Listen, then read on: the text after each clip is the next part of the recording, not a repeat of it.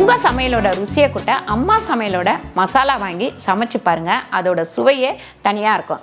நம்மளோட website link வந்து கீழே கொடுக்குறேன். வெப்சைட்டில் நீங்கள் ஆர்டர் போட்டுக்கலாம். நம்மக்கிட்ட மசாலா, வத்தல், வடகம், ஊறுகாய், முறுக்கு மாவு, அதிர்ச மாவு, சீடை மாவு, இந்த மாதிரி எல்லா வகையான மாவு வகைகளும் நம்மக்கிட்ட கிடைக்கும்.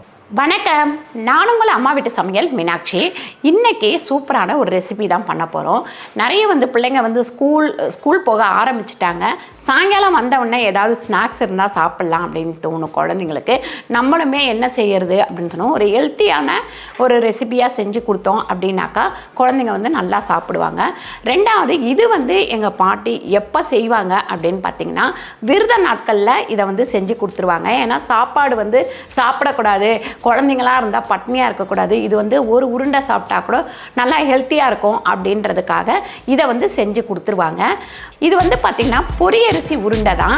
இது அரிசியை வந்து வறுத்துட்டு நம்ம பண்ண போகிறோம். இது வந்து அவ்வளோ ஒரு டேஸ்ட்டாக இருக்கும். ஒரு வாரம் இதை வச்சு கூட நம்ம சாப்பிட்லாம். அவ்வளோ ஒரு டேஸ்ட்டாக இருக்கும். வாங்க எப்படி பண்ணுறதுன்னு பார்க்கலாம். நான் 3 அழகு இட்லி அரிசி வச்சுருக்கேன். ஏன் 3 அழகு வச்சுருக்கேன் அப்படின்னு பார்த்திங்கன்னா, நான் ஒரு 2 பேர்த்துக்கு கொடுக்க போகிறேன், அதனால் எக்ஸ்ட்ராவாக பண்ணுறேன்.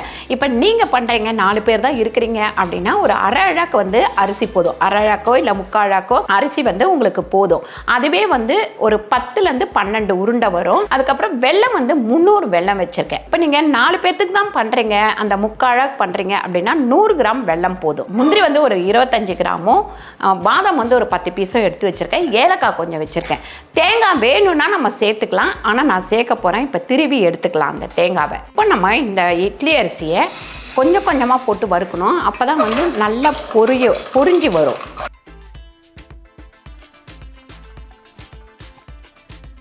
இப்போ இந்த அரிசி கொஞ்சம் வறுப்பட்டுட்டு இருக்கும் போதே நம்ம இந்த பாதாமையும் இதில் சேர்த்துருவோம். சேர்த்து வறுக்கும் போது நல்லா வந்து கலர் வந்து நல்லா வந்து ஒரே மாதிரி வறுப்படும் பாருங்க. நல்லா இன்னும் கூட வந்து கலர் வரணும். நல்ல கலர் வந்தால் தான் இதோட டேஸ்ட்டு வந்து நல்லாயிருக்கும்.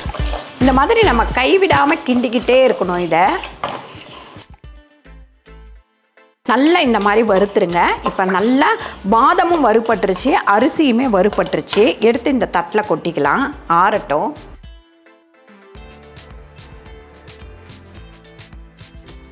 இப்படி பாதி அரிசி வறுப்பட்ட உடனே அடுத்த இதுவும் போட்டிருக்கேன். பாதி அரிசி வறுப்பட்ட உடனே முந்திரி வந்து சேர்த்துக்கலாம். முந்திரியை சேர்த்து இதில் வறுத்திங்கன்னா உங்களுக்கு வந்து நல்ல பொன்னிறமாக வந்துடும். அரிசியும் நல்லா வறுப்பட்டுருச்சு, முந்திரியுமே பாருங்கள் கலர் மாறி இருக்கு.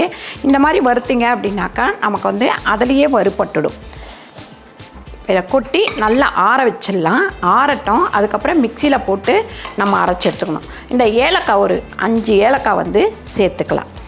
இப்போ இதில் வந்து கொஞ்சமாக தண்ணி விட்டுக்கலாம், வெல்லத்தை வந்து கரைக்கிறதுக்காக. இந்த 300 கிராம் வெல்லத்தையும் நம்ம இதில் சேர்த்துக்கலாம். ஒரு அரை டம்ளர் அளவுக்கு நான் தண்ணி ஊற்றிருக்கேன். இந்த 300 கிராம் வெல்லத்தையும் நம்ம கரைச்சி எடுத்துக்கலாம்.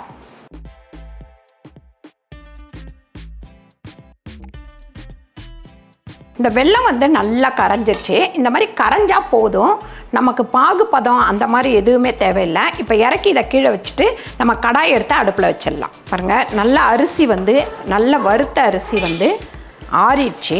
இப்போ மிக்சியில் போட்டு நல்லா பொடி பண்ணி வச்சுக்கலாம். கொஞ்சம் கொஞ்சமாக போட்டு பொடி பண்ணிக்கலாம். நம்ம கையில் எடுத்து பார்க்கும்போது இந்த கொறுப்பு இருக்கணும். அப்போ தான் சாப்பிடும் போது இது வந்து பல்லில் கடிப்படும் போதும் நல்லாயிருக்கும். 1 ஸ்பூன் அளவுக்கு நம்ம நெய் போட்டுக்கலாம். தேங்காய் வந்து பார்த்திங்கன்னா உங்களுக்கு வேணும்னா சேர்த்துக்கலாம், வேண்டாம்னா விட்டுடலாம். ஏன்னு கேட்டிங்கன்னா நம்ம வந்து தேங்காய் போட்டால் கெட்டு போயிடும் அப்படின்னு யோசிப்பீங்க. தேங்காய் போட்டால் கெட்டு போகாது. ஏன்னா இதை நெய்யில் வந்து நல்லா வறுத்துட்டு அதுக்கப்புறம் தான் நம்ம அதில் சேர்க்குறோம். அதனால் 5-6 நாள் வந்து இது கெட்டு போகாது. பாருங்கள், இது டேஸ்ட்டுக்கு வேண்டி உப்பு வந்து பார்த்திங்கன்னா ஒரு 3 சிட்டிகை அளவு போடுறேன். பாருங்கள், இந்த மாதிரி தேங்காய் வறுப்பட்டோடனே நம்ம பொடிச்சு வச்சுருக்கிற இந்த அரிசி மாவு, அதுக்கப்புறம் பார்த்திங்கன்னா முந்திரி, பாதாம், இது எல்லாத்தையும் இப்படி இந்த கடாயிலே போட்டு கொஞ்சம் சூடு பண்ணுவோம்.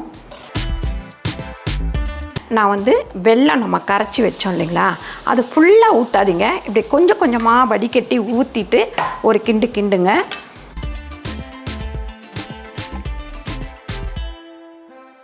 பாருங்க, இது நல்லா வறுப்பட்டுருச்சு. நம்மளுக்கு வாசம் பார்த்திங்கன்னா அவ்வளோ வாசனையாக இருக்குது. ஏன்னு கேட்டிங்கன்னா இந்த அரிசி மாவு வறுத்துட்டு இதில் நம்ம வெல்லம் ஊற்றும் போது அப்படி ஒரு டேஸ்ட்டு கிடைக்கும் நமக்கு.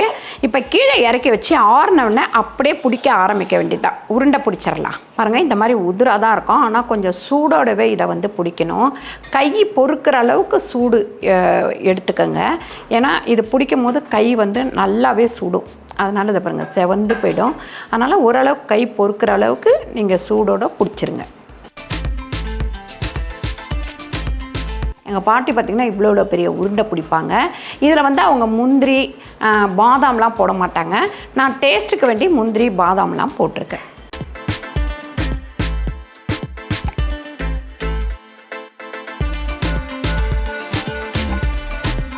சூப்பரான டேஸ்டான ஹெல்த்தியான ஒரு பொரியரிசி உருண்டை வந்து ரெடி ஆயிடுச்சு. இது ஒரு 5-6 நாள் வச்சு நம்ம சாப்பிட்டுக்கலாம். வாயில் கடிக்கும் போது பார்த்திங்கன்னா கொருன்னு அரைச்ச தொட்டு நல்லா கடுக்குன்னு ரொம்ப டேஸ்ட்டாக இருக்கும்.